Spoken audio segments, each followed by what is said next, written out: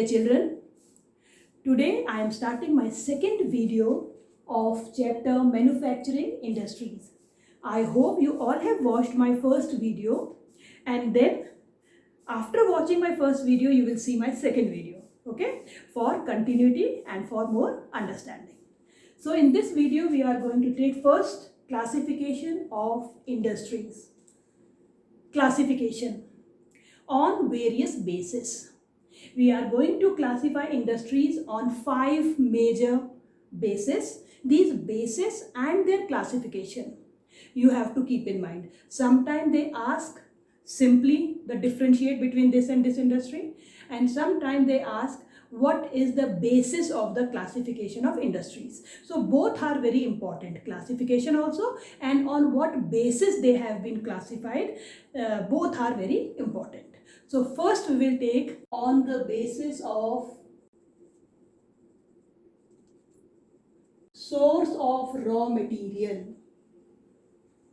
बेटा इस बात को बहुत ध्यान से देखो, source of raw material, from where the raw material is coming from.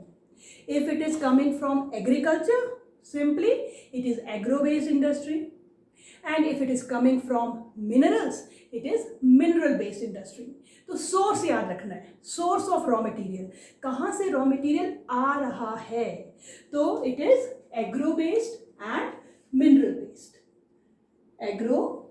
Agro means agriculture based industries, agro based, and mineral based means mineral based industries where the raw material is coming from minerals.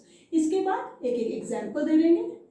You know many examples for agro-based industries: sugar mills, sugar industry, textile industry, jute industry, rubber industry. All these are examples of agro-based industry. Okay, sugar, textiles, etc. Mineral-based industry, raw material coming from minerals. Example: iron and steel. Main iron and steel याद रखिए, बाकी आप कुछ भी लिख सकते हैं. Chemical industries, fertiliser industries, cement industries, etcetera etcetera. So first classification is very easy, source of raw material. Second, again it is the word raw material will come but not source. Second is on the basis of bulk and weight of raw material. बेटा इन दोनों में difference बहुत important है. कभी कभी बच्चे केवल raw material देख के आंसर लिख देते हैं. सोर्स ऑफ रॉ मटेरियल पूछा है तो क्या क्लासिफिकेशन है, and second is on the basis of bulk and weight of raw material and finished goods. Weight and bulk, how much space they want. So bulk and weight में क्या आएगा, heavy industries and light industries. इसमें आप weight of raw material देख रहे हैं और weight of finished goods देख रहे हैं. ठीक है, तो इसमें क्लासिफिकेशन क्या होगा, heavy and light. Heavy industry definition is clear: when the raw material and finished goods are heavy in nature, they are considered as heavy industries. And when the raw material and finished goods, दोनों लिखना है, are light in weight, they are considered as light industries. इसका example फिर iron and steel ही लिख देंगे, iron and steel industry. इसका example आप electrical और इलेक्ट्रॉनिक इंडस्ट्री लिख सकते हैं. इलेक्ट्रॉनिक नहीं, इलेक्ट्रिकल, इलेक्ट्रॉनिक में तो बड़े बड़े और चीज़ें भी आ जाते हैं. इलेक्ट्रिकल, और आप लिख सकते हैं कॉटन टेक्सटाइल. कॉटन भी लाइट रॉ मटेरियल है और लाइट ही फिनिश्ड गुड है. Now third classification is on the basis of capital investment. नाम से ही पता चल जाता है बेटा, कैपिटल मतलब money invested. How much money is invested, इसके लिए हमने एक लिमिटेशन रखी है, 1 crore. If the capital invested is less than 1 crore, it is called small scale industry, And if the capital invested is more than 1 crore, it is large scale industry. So third is on the basis of capital investment. इसको फिर हम दो में divide करते हैं, small scale industry and large scale. इसके लिए हमने कितना लिमिटेशन रखी है इन्वेस्टमेंट की, less than 1 crore, okay, and more than 1 crore. फिर एग्जाम्पल लिख दीजिए. Large scale industry, iron and steel industry, okay, then cotton textile industry. These are large scale industries. And small scale industry like sewing machines, ceiling fans, toys, ये सब आते हैं small scale industries. And now the fourth is on the basis of their main role. उनका main role क्या है economy में. If the industry is very important, if it is supplying raw material to other industries, it is called, इसको हम फिर दो में divide करेंगे, it is called basic industry and consumer industry. Basic means the industries on which other industries depend for their raw materials, for their machines and tools. So basic का तो example है again iron and steel industry. It is a basic industry because all other industries, whether they are small, cottage, large, medium, they depend on iron and steel for their raw material or for their machines and tools. Their basic industries finished products is used as raw material by other industries. ये आपको definition देनी है. Basic क्या है, इनका जो finished product है वो दूसरी इंडस्ट्रीज का रॉ मटेरियल है. मतलब इस इंडस्ट्री के बिना दूसरी इंडस्ट्री सर्वाइव ही नहीं कर सकती. तो basic industries are those industries whose finished product is used as raw material by other industries. And this example is iron and steel industry. Consumer, from the name consumer industries, the finished products of these industries are directly consumed by the consumers.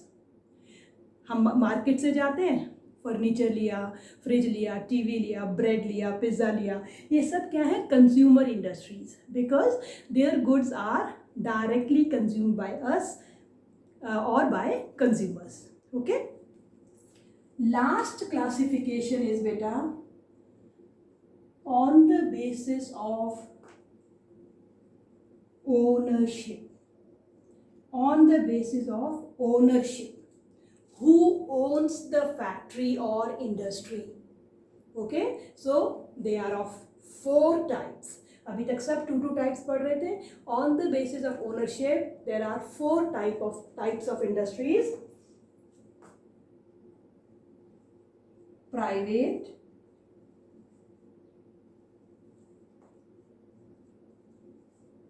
Public, joint and cooperative. Okay, private industries, the industries which are owned and operated. ये 2 words आपको चारों में लिखने हैं. The industries which are owned and operated by private individuals, they are called private industries.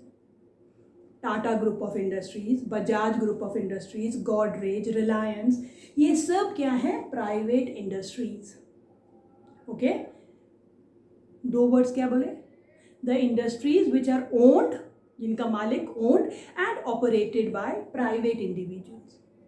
Public, same, the industries which are owned and operated by, यहाँ तक same, government and its agencies. okay, which are owned and operated by government and its agencies are public sector industries. Okay, we have iron and steel industries all under the public sector, fertilizer industries under the public sector, chemical industries, joint sector, joint industries. Joint sector means इसके आगे सबके आगे बेटा sector sector लगाना है, private sector, public sector, joint sector and cooperative sector. Joint means private plus public, private और public दोनों के इसमें शेयर होते हैं. ओके, तो जॉइंट इज इसका एग्जांपल थोड़ा सा याद करना है. OIL, oil India limited. जितने भी हमारे ऑयल ONGC और पेट्रोलियम के जितने भी हमारे वेल्स वगैरह हैं वो जॉइंट सेक्टर के अंदर आते हैं. इसमें कुछ काम प्राइवेट एंटरप्रेन्योर्स करते हैं और बाकी सारा काम पब्लिक या गवर्नमेंट करती है. तो joint sector, public plus private. अब आता है बेटा कोऑपरेटिव, मिलजुल कर, कॉपरेशन, कोऑपरेटिव, जहां पर इसके इंडस्ट्री के या फैक्ट्री के owners, raw material suppliers plus producers plus workers, तीनों ये सब मिलके कोई इंडस्ट्री को ओन करते हैं तो उसे कोऑपरेटिव सेक्टर कहते हैं. इसका सबसे बड़ा एग्जाम्पल आप लोगों ने सुना हुआ है अमूल, आनंद मिल्क यूनियन लिमिटेड, गुजरात. कितनी बड़ी कोऑपरेटिव है. कौन है इसका मालिक? कोई इंडिविजुअल नहीं है या गवर्नमेंट नहीं है. All those villagers who are supplying their milk to this Amul plant, जितने भी गांव वाले जो रॉ मटेरियल सप्लायर्स हैं, रोज सुबह सुबह आके अपनी अपनी 2-2, 3-3 बकेट दूध दे के जाते हैं. उसके बाद उसको प्रोड्यूस करने वाले, ठीक है, प्रोड्यूसर्स, वहाँ पर काम करने वाले workers, raw material suppliers, all own and manage and operate industry cooperatively is called cooperative sector. So I think children, you now have a clear idea of the basis and the classification with definitions and must is example. Your answer must be supported by example. कभी definition में इधर उधर हो जाए, लेकिन जब आपने example सही दिया होता है तो आपको फिर पूरे मार्क्स भी मिल जाते हैं. Okay, so this is the classification of manufacturing industries on various bases. Okay, now after classification of industries, we will move to agro-based industries. Just now I have told you the industries which get their raw material from agriculture are called agro-based industries. Now we will take two industries in detail: textile industry and sugar industry. So first of all, first question on textile industry. Textile industry occupies unique position in the Indian economy. Explain or justify. Why this industry have a very special place in our economy, a very unique place in our economy? It is because of these reasons. It contributes 14% to industrial production. एक केवल textile industry पूरे industrial production में उसका हिस्सा 14% है. तो total 100% लगाओ अगर इंडस्ट्रियल प्रोडक्शन को, तो केवल एक इंडस्ट्री का 14% शेयर होना is very great. So 14% it contributes to industrial production. Number 2, it gives employment to more than 35 million people, which is second largest after agriculture. We know that India is an agricultural country and agriculture gives employment to more than 50% of its population. The second number is of textile industries. Textile में सभी आएंगे, ठीक है, cotton, jute, silk etcetera. सो employment के area में भी it is second largest after agriculture. More than 35 million people are directly employed in textile industries. Foreign exchange, ये हमारा मेन आइटम ऑफ एक्सपोर्ट है. तो 24.6% of foreign exchange comes from this industry. So it is a source of much needed foreign exchange for the country. So it is 24.6%. It contributes 4% to the GDP of the country, gross domestic product. Total income of the country में 4% share is from textile industries. Last, it is a self-reliant industry. Self-reliant means independent industry from raw material to highly value added products. Raw material से लेकर last जो value added product होते हैं, raw material जो भी होता है cotton है, और लास्ट वैल्यू एडेड प्रोडक्ट क्या है, रेडीमेड शर्ट जो हम बड़े बड़े मॉल्स में देखते हैं. ये सारा काम ये इंडस्ट्री अपने आप करती है और इसीलिए इसको सेल्फ रिलायंट इंडस्ट्री कहते हैं. कभी कभी ये क्वेश्चन बन जाता है कि which industry is considered as self reliant from raw material to highest value added products. Then the answer will be textile industries. Okay, textile industry की अगर हम पूरी चेन देखें, how from cotton to highly value added products, ये एक chain आपको मालूम होनी चाहिए कैसे होती है. ये सबसे पहले हमारे पास क्या आता है, कॉटन. कॉटन जो कि हम एग्रीकल्चर से लेते हैं, ठीक है, रॉ मटेरियल. कॉटन को सबसे पहले क्या करते हैं, ठीक, कॉटन की पहले होती है स्पिनिंग. स्पिनिंग करके क्या बनता है, स्पिनिंग मतलब conversion of cotton into thread, और थ्रेड को क्या बोलते हैं, यार्न. तो what is spinning? Spinning means conversion of cotton into yarn is known as spinning. अब यार्न बन गया, धागा बन गया. अब यार्न का क्या होगा, वीविंग. यार्न की जब हमने वीविंग करी, जब इसको वीव किया, तब क्या बनकर आया हमारे पास, फैब्रिक. फैब्रिक मतलब अब कपड़ा बन गया. अब इस फैब्रिक को चाहे हम एम्ब्रॉयडरी करें, चाहे हम इसको डाई करें, कलर वगैरह करें, डाइंग करें, रेडीमेड गारमेंट्स में, इसके बाद एम्ब्रॉयडरी डाइंग करने के बाद ये चेंज हो जाता है रेडीमेड गारमेंट्स में. गारमेंट्स जिसको हम क्या कहते हैं, highly value added products. Cotton के बाद इतने स्टेप्स में इसकी प्रोसेसिंग हो रही है. जितने स्टेप्स में प्रोसेसिंग होती जाती है उतना ही फाइनल गुड हमारा बनता है, जो थोड़ा एक्सपेंसिव होता जाता है हर स्टेप में. अगर आपने यहीं से फैब्रिक खरीदा, आपको स्कूल की एक यूनिफॉर्म की शर्ट बनानी है, आपने यहाँ से फैब्रिक खरीदा, उसको खुद टेलर के पास जाके सिलवाया, तो आपको सस्ता पड़ेगा. लेकिन अगर आप उसमें उसको एम्ब्रॉयडर, डाइंग और बाद में रेडीमेड गारमेंट की तरह खरीदते हो तो वो एक्सपेंसिव होगा.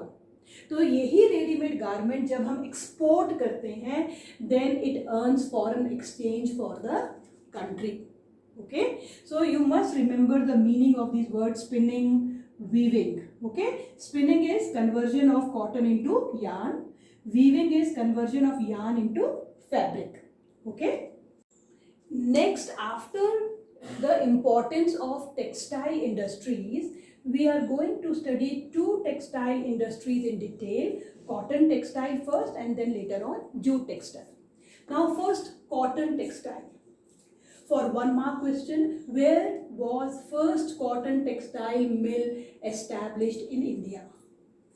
मुंबई इन 1854, याद कर लो बेटा इसे, 1854 in Mumbai.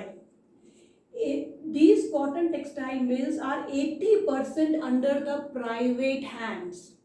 They are under private, हमने ownership में पढ़ा था ना, they are 80% are owned and operated by private individuals and 20% are under public and cooperative sector. In early times, cotton textile mills were concentrated in Gujarat and Maharashtra. एक चीज को याद कर लीजिए कि हर इंडस्ट्री का आपको क्वेश्चन पूछा जाएगा कि ये इंडस्ट्री यहाँ क्यों लोकलाइज्ड है या सेंट्रलाइज्ड है, गिव रीजंस. हम जितनी भी इंडस्ट्रीज आगे पढ़ेंगे उसमें हम ये क्वेश्चन सब में करने वाले हैं. तो ये question by default her industry के साथ पढ़ना है.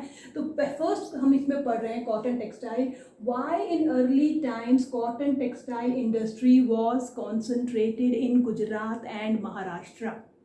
क्यों वहाँ पर थी? Very simple, availability of raw material. Gujarat and Maharashtra की थोड़ी लोकेशन याद करो. हमारा पूरा ब्लैक सॉइल एरिया, हमने फर्स्ट चैप्टर में ब्लैक सॉइल पढ़ा है, यहाँ पर सबसे ज़्यादा कॉटन प्रोड्यूस होता है. तो availability of raw material is one of the major reason for centralization of cotton textile industries in Gujarat and Maharashtra. Raw material के साथ साथ moist climate which is very required for cotton textiles. Moist, humid, हवा में water vapour की ज़्यादा मात्रा. Dry climate नहीं चाहिए इसको. ड्राई क्लाइमेट में धागा टूटता है. मॉइस्ट क्लाइमेट में अच्छा चलता है लूम्स में, ठीक है, मशीन्स में. तो मॉइस्ट क्लाइमेट भी है. मार्केट, डेंसली पॉपुलेटेड स्टेट्स हैं, मार्केट भी अच्छा खासा मिलता है. Good means of transport and communication for finish goods, जिसको हमको मार्केट तक भेजना है या रॉ मटेरियल मंगवाना है तो transport facilities are also there. Port, दो पोर्ट हैं. गुजरात का पोर्ट कांदला पोर्ट, महाराष्ट्र का पोर्ट मुंबई पोर्ट. दोनों से हम अगर हमें एक्सपोर्ट करना है तो बहुत near by port facility available है. Very easily we can export our readymade garments to other countries from the ports in these states. Labour, cheap and skilled labour available है जिससे कॉस्ट ऑफ प्रोडक्शन कम हो जाती है. तो labour facility, all these factors are responsible for localization बोलो चाहे centralization बोलो of cotton textile industries in Gujarat and Maharashtra. So this question is over. Next topic is beta that spinning. Spinning का मतलब मैंने अभी आपको बताया था, the conversion of cotton into yarn. जो spinning है वो सेंट्रलाइज्ड हो गई है गुजरात और महाराष्ट्र में. अभी जो हमने इससे पहले क्वेश्चन पढ़ा था अर्ली टाइम्स में cotton textiles were centralized in Gujarat and Maharashtra because of these reasons. लेकिन अब इन रीसेंट टाइम्स स्पिनिंग जो है वो सेंट्रलाइज्ड रह गई है गुजरात और महाराष्ट्र में. Spinning, conversion of cotton into yarn, वो केवल गुजरात महाराष्ट्र में हो रहा है. लेकिन जो वीविंग है, weaving is yarn into fabric, कपड़ा बनना, ये पूरा डिसेंट्रलाइज्ड हो गया है. यही क्वेश्चन आता है, why spinning is still centralized in Gujarat and Maharashtra and weaving is highly decentralized. Why weaving is decentralized? To incorporate traditional skill and design of weaving in cotton, silk and zari. धागा बन के तैयार हो गया. जब वीविंग होती है, जब कपड़ा बनता है, उसी समय उसमें डिज़ाइनिंग की जाती है. उसी समय कुछ और रंग का धागा चलाकर उसे डिफरेंट टाइप टेम्पल वर्क दिया, किसी स्टेट का कांथा वर्क आया, किसी स्टेट का कोई और पर्टिकुलर स्किल आई. हमारा तो इतना बड़ा देश है, असम का अलग कॉटन है, गुजरात का अलग है, महाराष्ट्र का अलग है, केरला का अलग है, तमिलनाडु का अलग है। वहाँ पर कौन बैठे हैं? डिफरेंट आर्टिजन्स, कारीगर बैठे हैं। उन सब कारीगरों को गुजरात महाराष्ट्र बुलाना पॉसिबल नहीं है, लेकिन उन कारीगरों की, उन आर्टिजन्स की स्किल को इनकॉर्पोरेट मतलब इंक्लूड करना, किस पे इंक्लूड करना? उसकी वीविंग में। उनकी जो ट्रेडिशनल स्किल है, जो आर्टिजन्स बैठे हैं देश के कोने कोने में, उनकी स्किल और उनकी जो स्पेशलिटी है डिज़ाइनिंग की, उसको वीविंग में डालते हैं। उनकी स्किल और उनकी डिज़ाइन को वीविंग में डालने के लिए this weaving sector is highly decentralised. So बेटा ये आपको पता होना चाहिए। ये तो एक कॉमन क्वेश्चन हो गया, why in early times cotton textile industry was localised in Gujarat and Maharashtra, but now spinning is centralised because of all these reasons only, and weaving is decentralised because we want to incorporate और include the traditional skill and design of weaving. Okay, so this is the question for spinning and weaving. Okay, next is that in India weaving is done under 3 heads: handloom, power loom and in mills. Power loom, handloom and mills. Loom क्या होता है? Loom means the machine which does weaving. अगर वो हाथ से चलती है तो उसे हैंडलूम कहते हैं, जैसे चरखा वगैरह होता है। जो पावर से चलता हुआ लूम है उसे पावर लूम कहते हैं। और मिल्स होती हैं जो अधिकतर सिटीज़ में होती हैं। तो हैंडलूम, पावर लूम और मिल्स में हमारी वीविंग होती है। अब आपका एक एनसीईआरटी में क्वेश्चन है, why is it important for our country to keep the mill sector loomage lower than power loom and hand loom? What is loomage? Loomage means the amount of yarn used by a particular industry. कितना yarn use कर रही है power loom, कितना yarn use कर रही है वो उसका लूमेज है। हैंडलूम कितना यार्न यूज कर रही है वो उसका लूमेज है। मिल्स कितना यार्न यूज कर रही है वो मिल का लूमेज है। तो क्वेश्चन है आपकी एनसीईआरटी बुक्स में कि हमको मिल सेक्टर का लूमेज को हमेशा कम क्यों रखा जाता है। आपको ये पता होना चाहिए, जो पावर लूम और हैंडलूम है ये अधिकतर हमारा रूरल एरियाज़ में और सेमी अर्बन एरियाज़ में है। मिल्स क्या है? Specially in big and developed cities. Mills cities में है और हैंडलूम और पावर लूम किधर है? गांव में, छोटे कस्बों में, टाउन्स में, सेमी अर्बन एरियाज़ में। तो why it is important to keep the mill sector loomage lower than power loom and handloom?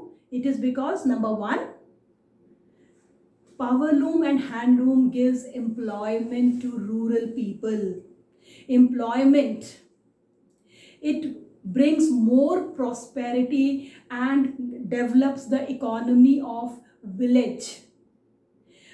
It stops the migration of people from rural areas to urban areas. इसीलिए power loom और handloom को ज़्यादा उनका जो production है उसको ज़्यादा किया जाता है in comparison to mill sector. ठीक है, उनकी इकोनॉमी स्ट्रांग होती है, एग्रीकल्चर के ऊपर जो हैवी डिपेंडेंसी है वो भी कम होता है, क्योंकि कुछ लोग फिर हैंडलूम पावर लूम में काम करने आ जाते हैं। तो ये जो डिस्पैरिटी है ये कम होती है, एग्रीकल्चर से लेबर इधर आ जाती है, इकोनॉमी गांव की स्ट्रांग होती है, इनको एम्प्लॉयमेंट मिलता है, माइग्रेशन कम होता है। तो ये आपको 4 फैक्टर्स आपको याद रखने हैं why the mill sector loomage is kept below power loom and handloom. Okay, now बेटा our next topic is what are the problems faced by this industry? Challenges or problems faced by cotton textile industries. आपको मालूम है जो हमारा spinning है ये world class, it is competitive at the global level. सबसे अच्छा कह सकते हैं हम हमारा स्पिनिंग है। जो यार्न तैयार होकर आता है ये बहुत अच्छा है, लेकिन जब इसकी वीविंग होती है, weaving is not up to the mark. Weaving sector में हमको बहुत इम्प्रूवमेंट की ज़रूरत है। वीविंग ये जो मिसमैच है, सबसे बड़ी प्रॉब्लम हमारी है मिसमैच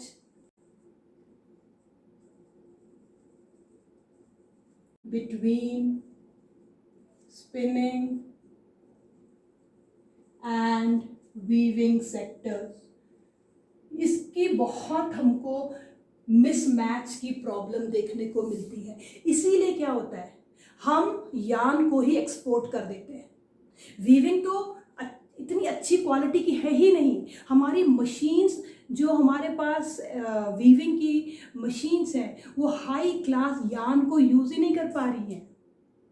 इसीलिए हमको यार्न के फॉर्म में एक्सपोर्ट करना पड़ रहा है, एक रॉ मटेरियल के फॉर्म में, जिससे कि हमें बहुत कम पैसा मिलता है फॉरेन एक्सचेंज। अगर हम अपने वीविंग सेक्टर को इम्प्रूव कर लें, अगर हमारी मशीन्स इतनी अच्छी क्वालिटी की हों, जो इतनी अच्छी क्वालिटी के यार्न को यूज़ कर लें, और फिर हम रेडीमेड गारमेंट्स को एक्सपोर्ट करें, then it will be earning a great foreign exchange for the country. So this is the major problem faced by cotton textile industry. Second, which are very common, and it will be same for many other industries which we will study. The second is power supply is very irregular or erratic. Power supply हमारी क्या है, irregular है और erratic है। बहुत कम power supply तो काम रुक जाता है। ये भी बड़ी कॉमन है, low output of labour. Labour जो है उसकी आउटपुट कम है, हमारी स्किल्ड कम है, काम घंटों में ज़्यादा काम करती है लेकिन आउटपुट बहुत कम आता है इसका। Number 4, machines, specially in the weaving sector. जो मशीन्स हैं, machines specially the weaving machines, weaving sector में needs to be upgraded. Upgraded करो या रिप्लेस करो या रिपेयर करो, हमको मशीन्स वीविंग सेक्टर में कुछ ना कुछ इम्प्रूवमेंट की ज़रूरत है। And the last problem is stiff competition with synthetic fibre. Stiff competition with synthetic fibre आपको मालूम है, जो सिंथेटिक फाइबर जो कि लेबोरेटरीज में बनता है, पेट्रोकेमिकल्स को यूज़ करके बनता है। ये जो सिंथेटिक फाइबर होता है, ये काफ़ी सस्ता होता है, इजी टू मेंटेन होता है, नो नीड ऑफ आयरनिंग, धोया डाला पहना। कॉटन के साथ बड़ी मेंटेनेंस होती है, महंगा है। तो अब इस इंडस्ट्री को कंपटीशन फेस करना पड़ रहा है सिंथेटिक फाइबर से। So these are the main 5 problems faced by cotton textile. Okay beta, I was supposed to take jute textile and sugar industry also in this video, but I think the video will become too long, so I am concluding my video with cotton textile. In my next video, I will discuss with you jute and sugar industry. Okay, thank you so much. Have a wonderful day.